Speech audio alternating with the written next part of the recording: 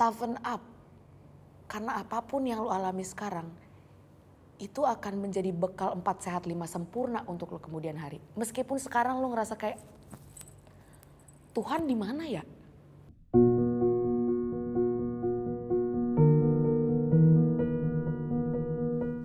Nama gue Sarah Tobing, usia gue 30 tahun in 5 days. Pekerjaan gue simpenan canda. Kerjaan gue siaran di, boleh disebut gak sih di mananya? Gue siaran di 87,6 Hard Rock FM, Drive and Jive dari jam 4 sampai jam 8 malam. Sama kalau orang bilang gue juga KOL alias content creator, padahal enggak, biasa aja. That was my very first adult relationship. Dia itu, oknumnya itu sangat abusive, both mentally, physically, very manipulative, gaslighter to the bone. Terus gue gak punya support system, dari situlah a year later gue baru tahu bahwa itu adalah sesuatu yang tidak baik, jadi gue memutuskan untuk ke profesional. 2020, gue kira gue udah sembuh. Kena lagi nih jebakan Batman. Ke profesional lagi. Jadi beberapa nominal gaji saya itu saya sisihkan untuk biaya profesional waktu itu. Tapi untuk sekarang puji Tuhan, I'm very grateful that I went through that phase very catastrophically beautiful. Jadi gue udah very aware dengan apa yang harus gue lakukan, dengan apa yang tidak harus gue lakukan. Terus waktu itu saya juga lagi nggak punya tempat untuk bercerita secara gamblang dan gimana ya, lagi pengen cerita tapi nggak ada yang cerita. Di mana platform yang belum laku, nggak ada yang lihat, siapa-siapa itu nggak akan nonton? TikTok. Jadi waktu itu sebelum siaran, gue waktu itu masih siaran pagi, gue lagi burn out parah karena lagi pegang 3 kantor ya. Waktu itu gue juga jadi art director, jadi kayak udah masalah cinta, masalah pekerjaan, klien, siaran, semuanya gimana-gimana. Akhirnya gue taruh tuh HP di situ, gue ngomong aja bacot, 4 video, gue tinggal within 4 hours 4 million views. Terus kayak, cerita saya laku ternyata. Ternyata dari situ tuh ada banyak banget komen yang bilang kalau, oh ternyata aku nggak sendiri ya, ternyata ada yang lebih tolol daripada aku ya. Sebenarnya itu menjadi salah satu hal yang gue terapkan di diri gue sekarang adalah it's okay if maybe some people will call me as a bad influence, but at least someone out there will learn something out of it. 1 or 2 things. Konten TikTok gue sekarang itu kebanyakan adalah cerita lama yang gue angkat lagi, yang ternyata masih relate, bahkan ke umur orang yang 30-40 tahun masih curhat sama gue. Udah punya anak 2 masih cerita, relate banget ceritanya.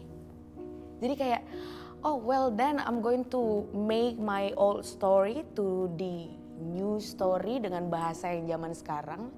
Jadi fase-fase cegil itulah, fase-fase dimana gue remaja, tumbuh kembangnya gak punya support system sama sekali. Tentu saja gue punya sahabat dan saudara-saudara sepupu yang sama tersesatnya sama gue. Jadi ya bisa dibilang I got no support system at all. Dan itu rasanya kesepian mampus. Kayak tersesat aja, domba yang hilang. Jadi in a way I'm trying to be the person yang bisa relate ke cerita cinta yang mungkin dilihat sebagian orang sebagai cerita ringan. Tapi sebenarnya itu menghancurkan hidup jutaan jiwa. Itu cinta sebenarnya cuma 20% masalah dari kehidupan manusia. Tapi kenapa most of the time semua orang tuh gilanya ke psikiaternya, punya personal disorder gara-gara apa sayang? CINTA.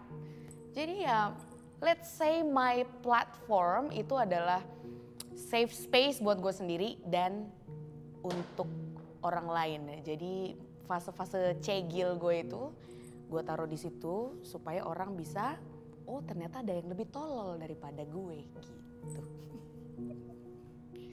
Titik terendah dalam hidupku itu dan cara melewatinya. Jadi salah satunya ya, karena banyak menurut gue hidup orang itu turbulensi kan. Jadi kayak kadang di atas, kadang di bawah, kadang di atas, kadang di bawah. Tapi satu hal yang paling membekas itu adalah ketika gue kecil, kelas 6 SD menuju kelas 1 SMP itu saya dihadapkan dengan kenyataan bahwa orang tua saya, kedua orang tua gue itu harus menjadi narapidana karena satu kasus yang mereka tidak lakukan, which is money laundry.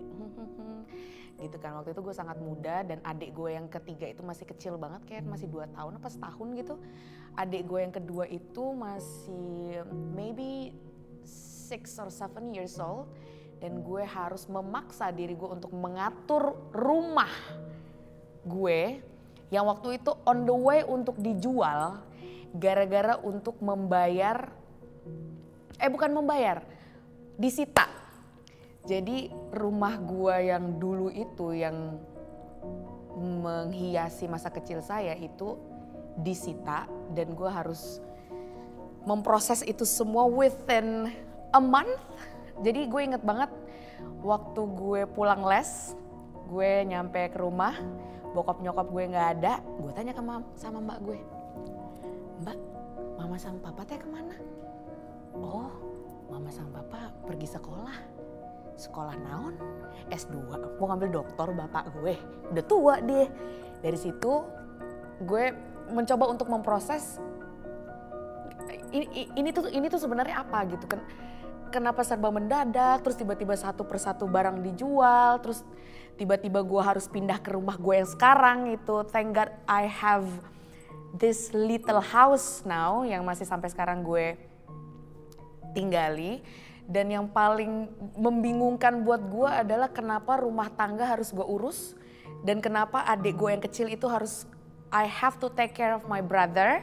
Dan kenapa adik gue yang kecil itu harus pergi ke kota Palu waktu itu karena bokap nyokap gue ditahannya di Palu. Jadi napi di penjara di sana. Dan kenapa suatu ketika gue pulang dari sekolah AC kamar gue tuh udah gak ada. Gue tanya sama mbak gue, "AC kamarku mana?" Anak kecil kan. Karena itu kan apa ya, satu safe place kamar ya. Kok AC-nya hilang?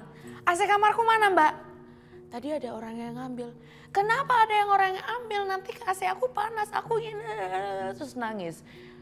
Terus gue kayak di situ perkara AC, dunia gue hancur banget. Bukan gara-gara mak gue jadi napi, bukan gara-gara bokap nyokap gue sekarang di Palu, bukan gara-gara adik kecil gue itu ikut ke Palu, tapi gara-gara bam, even AC gue diambil anjing. Terus gue kayak, gue masih bisa nge-recall betapa patahnya hati gue waktu itu, kayak even one of my safest place itu diambil.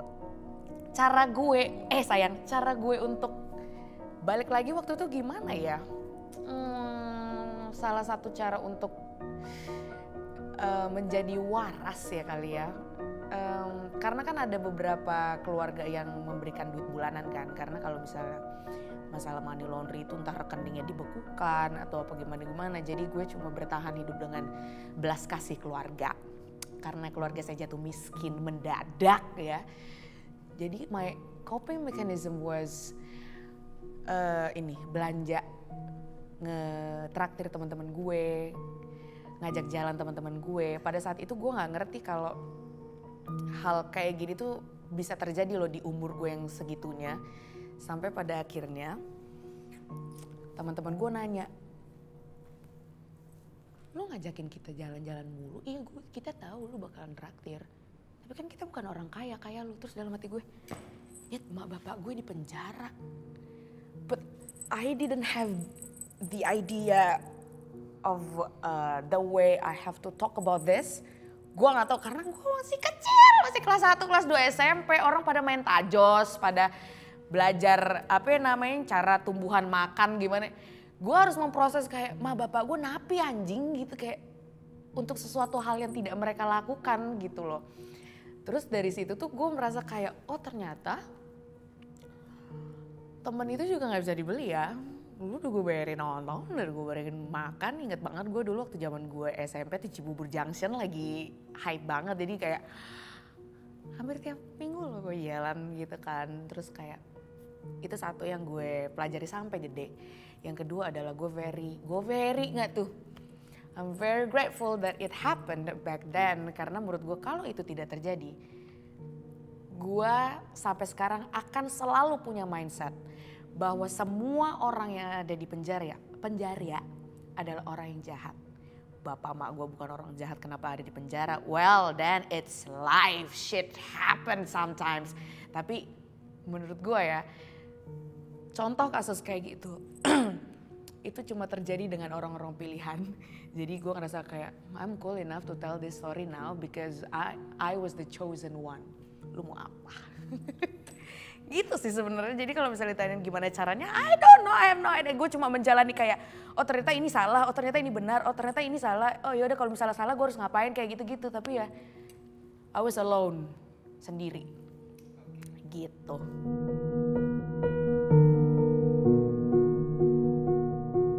Oh, I love this kind of question. Thank you for asking this. How do I love myself? Selain dengan cara beli skincare ya, Bo, atau selain dengan cara minum air 18 liter sehari atau kayak ini, itu kayak semua orang udah tahu tanpa harus dijelaskan. Kalau lu masih bertanya-tanya gimana cara mencintai diri lu sendiri terus lu jawab, oh skincarean, kayak well that's a bare minimum for me. Tapi untuk sekarang, cara gue untuk sayang ke diri gue sendiri adalah by taking care of people, by giving free love to anybody in need. Jadi gue tuh merasa sayang ke diri gue sendiri kalau gue bisa sayang sama lo, dan please do not ask the reason behind I do that. Jadi jangan kayak, kalau kayak gini sih ke gue, udah jangan. Gue cuma suka aja, hobi. Gue hobi banget kayak, misalnya kayak ada orang yang, gue lagi pengen makan rawon lagi. Stop, gue bisa masak rawon. Gue aja yang masak rawon, kayak gitu-gitu. Terus ada orang yang kayak sesimpel mereka taruh Insta story lagi nggak enak badan. Terus kayak, gue pengen ngirimin obat tapi gue nggak mau kayak dikira gue suka sama dia lagi. Tapi boleh nggak sih gue ngirimin obat just because I want to do that. Just because I really like to take care of people. Some people say, maybe it's your trauma response karena waktu lu kecil gue tidak mendapatkan kasih sayang itu karena ya things happen lah ya. Itu sangat berantakan banget dulu keluarga gue, dan gue ngerasa kayak zaman dahulu kala bokap nyokap gue sangat absen dalam mencintai saya. Jadi kayak maybe it's your trauma response. Well then be a trauma response, it's a beautiful trauma response. Jadi maksud gue kayak ya daripada trauma response gue nyopet maling beras di supermarket, yang mendingan gue sayang sama orang lah tanpa harus diburu dengan pertanyaan kayak kenapa lu melakukan ini. Gue cuma suka, bukan gue suka sama lu romantically, but I love taking care of people and that's it. Sangat ikhlas. Lu mau bilang gue kayak apa sih ini Sarah? Iya pasti most of the people akan bingung kayak what the fuck are you doing, kayak no, I'm just liking it, you know. It feels good for me to love you. I feel loved by loving other people. Bagus banget tuh tadi. Nggak bisa diulang tuh. Apa pesan gue untuk diri gue ke masa lalu? Nggak ada. You have to go through all of that shit. Feel it, embrace it, make mistake, but the things that you have to know is apapun yang lo lakukan, konsekuensi akan selalu ada. Di balik semua alasan yang lo lakukan, apapun yang lo lakukan sekarang atau waktu itu, yang harus lo persiapkan adalah menurut gue konsekuensinya. Apakah lo sudah berani menerima jawaban yang gak mau lo dengar, atau apakah lo berani untuk mengambil langkah yang gak mau lo ambil. Jadi kalau misalnya pertanyaannya apa pesan-pesan untuk gue di masa lampau? Gak ada sih, gue cuma pengen bilang you've done a very great job. Meskipun sekarang gue kayak berantakan juga sebenarnya, cuma kayak you've done a very great job.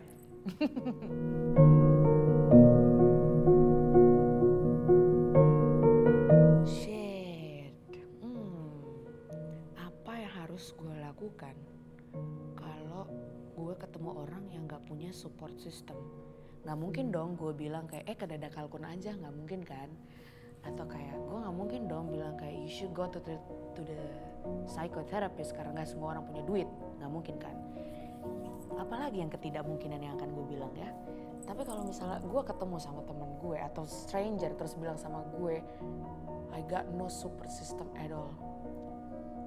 As easy as it sounds, probably the first thing that I would say is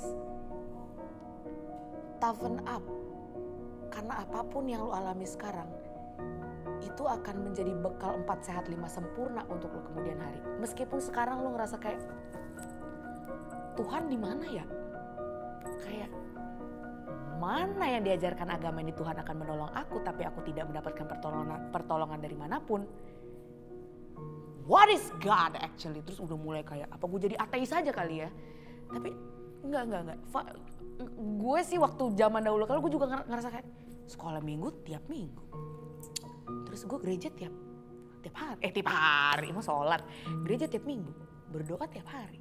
Kok cobaannya begini banget? Kayak gue nanya sama teman-teman gue, kayak mereka cobaannya nggak ada yang kayak gini gitu. Tapi 15 years from that, gue sangat amat bersyukur kalau itu terjadi. Karena kalau nggak terjadi kayak gitu, mungkin gue congkak sekarang, mungkin gue ngomongnya sembarangan. Gue ngomong masih sembarangan sih, ngomong-ngomong jorok gitu gue masih sembarangan sih. Cuma kayak apapun yang lo rasain sekarang, this is the list that I can do. Apapun yang lo rasain sekarang itu akan menjadi bekal untuk lo ke depan hari. Akan selalu berguna meskipun kayak sekarang rasanya nggak ada gunanya. Gue pernah mendapatkan satu, I don't know if it's haiku atau puisi ya. A bayi yang lahir di rumah yang kebakaran, dia ngerasa akan dunia itu semua dalam bentuk api. Enggak. One day lu akan keluar dari rumah itu, oh ternyata ada pohon rambutan. Ya rumah gua doang yang kebakaran, yang lain masih ada. Indomaret masih ada, Menjadi Manusia masih bikin konten. Kayak gitu. Tapi itu semua fase, pelan-pelan. Meskipun prosesnya berdarah banget Neng. Wah itu gue anjing banget tuh prosesnya kayak gitu berdarah banget. Tapi gitu nanti suatu saat akan bikin lo mengerti. Oh ternyata kayak gini maksudnya kayak gimana. Terus Tuhan di atas kayak iya udah dari kemarin mau bilang sama lu sabar. Kamu sekarang lagi dibentuk apa-apa gimana. Gue gak tahu sih kalau misalnya ateis lagi ngeliat ini. Maybe the universe is shaping you. The energy that surrounds you, shaping you right now to be a better person. Gitu Bray.